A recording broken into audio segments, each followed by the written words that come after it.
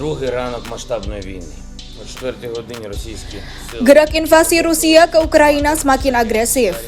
Bahkan pasukan Rusia dikabarkan sudah tiba di pinggiran ibu kota Ukraina Kiev pada Kamis 24 Februari 2022. Pasukan yang diangkut dengan helikopter itu menyerang bandara-bandara yang juga dekat dengan Obolon. Pasukan Rusia juga telah bergerak hampir ke seluruh kota strategis Ukraina. Moskow mengklaim berhasil melumpuhkan 74 fasilitas militer Ukraina. Pasukan Ukraina juga telah menguasai fasilitas nuklir Chernobyl di Ukraina Utara, salah satu tempat terjadinya bencana nuklir paling parah di dunia. Militer Rusia menduduki situs nuklir tersebut pada hari pertama invasi, demikian keterangan Agensi Manajemen Zona Eksklusi yang merupakan lembaga resmi pemerintah Ukraina. Namun demikian, hingga kemarin tak ada negara lain yang datang membantu Ukraina. Presiden Ukraina Volodymyr Zelensky mengatakan pada akhirnya Ukraina berjuang sendiri untuk membela negara.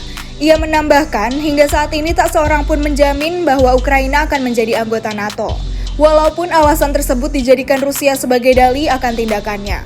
Pada video yang sama, pemimpin Ukraina ini juga memberikan ucapan terima kasih pada mitra-mitra negara atas dukungannya.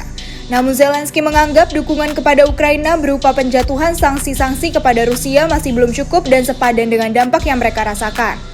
Menurutnya, invasi dan serangan Rusia yang berkelanjutan menunjukkan bahwa sanksi yang dijatuhkan kepada Moskow oleh Barat tidaklah cukup. Sejumlah negara telah mengumumkan sanksi yang diberikan kepada Rusia atas invasi yang dilakukan ke Ukraina. Presiden Amerika Serikat Joe Biden memberikan sanksi untuk Rusia yang dapat melemahkan ekonomi bahkan dalam waktu dekat. Inggris juga mengumumkan sanksi yakni membatasi kemampuan negara Rusia dan perusahaan Rusia untuk mengumpulkan dana di pasar, melarang berbagai ekspor teknologi tinggi, dan selanjutnya mengisolasi bank-bank Rusia dari ekonomi global. Sementara itu, Uni Eropa menjatuhkan sanksi kepada Rusia dalam sektor pertahanan hingga perbankan.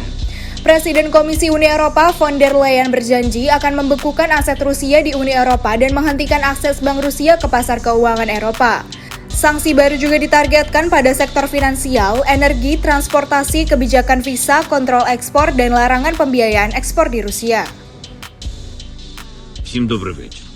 Лідер фракції тут, голова Офісу президента тут, прем'єр-міністр Шмигаль тут, Подоляк тут, президент тут. Всі ми тут, наші військові тут, громадяни суспільства тут, всі ми тут.